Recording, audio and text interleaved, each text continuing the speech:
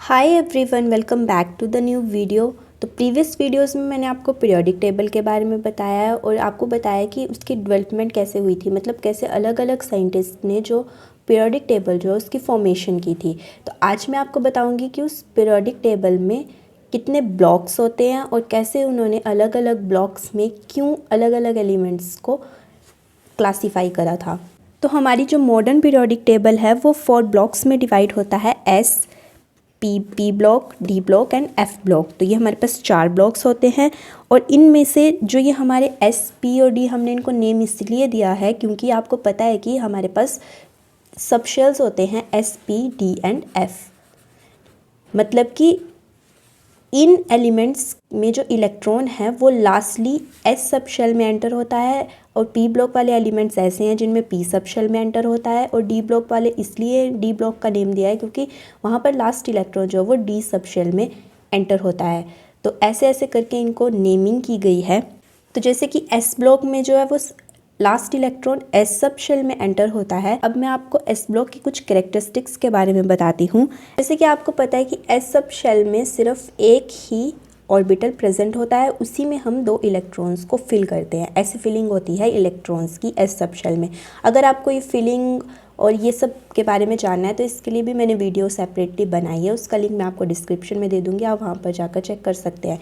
तो S sub shell में सिर्फ 2 इलेक्ट्रॉन्स आते हैं, इसीलिए यहाँ पर हमारे पास सिर्फ 2 ही ग्रुप्स प्रेजेंट हैं, एक group number 1 and group number 2। और जो हमारे पास ग्रुप नंबर 1 में एलिमेंट्स है वो हमारे पास अल्कली मेटल्स होती हैं और इनकी जो कॉन्फ़िगरेशन होती है वो होती है 1s1। और जो हमारे पास सेकंड ग्रुप में अल्कलाइन अर्थ मेटल इंक्लूड होती हैं और इनकी जो इलेक्ट्रॉनिक कॉन्फ़िगरेशन होती है वो होती है 1s2। तो आपको पता है एस सब शेल में 2 ही इलेक्ट्रॉन आ सकते हैं, तो इसलिए इसकी इलेक्ट्रॉनिक कॉन्फ़िगरेशन कंप्लीट हो गई और हमारे पास 2 ही ग्रुप्स यहाँ पर प्रेजेंट है, first alkali metals and second alkaline earth metal. तो इस ग्रुप की जो मेरे पास जनरल इलेक्ट्रॉनिक कॉन्फ़िगरेशन होगी वो होगी NS1।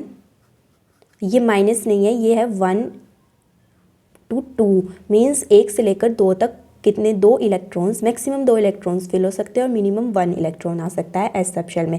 और N जो है वो नंबर ऑफ एलिमेंट है, मतलब एटॉमिक नंबर ऑफ एलिमेंट है, हम यहाँ पर कुछ भी पुट कर सकते हैं। अगर फर्स्ट एलिमेंट है तो 1s1 होगी, 1s2 होगी, ऐसे ऐसे करके हम पुट कर सकते हैं। दो हाइड्रोजन भी एस ब्लॉक फैमिली का ही एलिमेंट है, लेकिन इसकी कॉन्फ़िगरेशन भी 1s1 ही है, लेकिन हम इसको एल्कली मेटल्स में काउंट नहीं करते हैं। एल्कली मेटल फैमिली का मेंबर नहीं होता है, इसको हम इसलिए सेपरेटली प्लेस करते हैं। मतलब हाइड्रोजन को हम सेपरेट ही स्टडी करते हैं।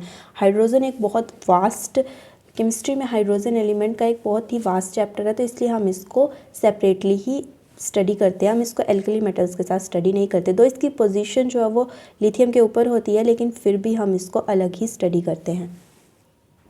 अब इसकी कुछ कैरेक्टरिस्टिक के बारे में बात करूँ तो और एलिमेंट्स आर सॉफ्ट मेटल्स होती है और लो मेल्टिंग और बॉइलिंग पॉइंट्स होता है इनका, और हाईली रिएक्टिव होती है नेचर में and do not occur in free और native state. The reactivity increases down the group और most of them impart characteristic colour to the flame. मतलब इसमें से आधे से ज़्यादा जो है वो कलर देती है फ्लेम में। S block elements are good reducing agent होती हैं और all of them are good conductor of heat and electricity. तो ये थी इन्फॉर्मेशन एस ब्लॉक के बारे में। नेक्स्ट मैं आपको पी ब्लॉक के बारे में बताऊंगी, वो नेक्स्ट वीडियो में हम डिस्कस करेंगे। Till then do like share and subscribe my channel. Thanks for watching.